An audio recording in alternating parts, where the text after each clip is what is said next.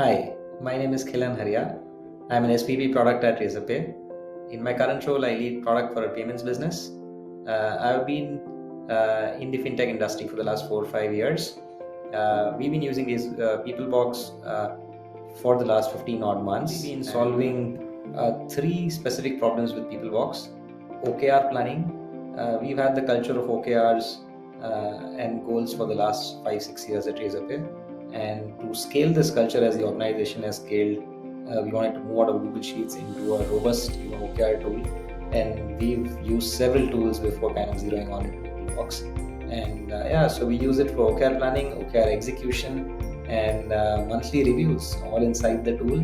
The tool also picks up our roadmaps from our master roadmap source, which is Asana. So it gives us a one integrated view and helps us really understand how we are executing against the plans. I've actually been solving best OKR tools I've used, and the only one specifically that has in-tool review and gives us an integrated view from not just the OKRs but even the initiatives and projects that track against the OKR. And the best part about Peoplebox is that they're always available to listen to us as a customer and genuinely find a customer obsessed like us.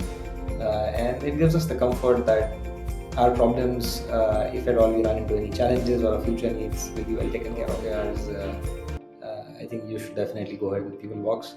It will give you a better shot at achieving your OKRs. I think genuinely OKRs are only as good as how we actually track and execute against these OKRs.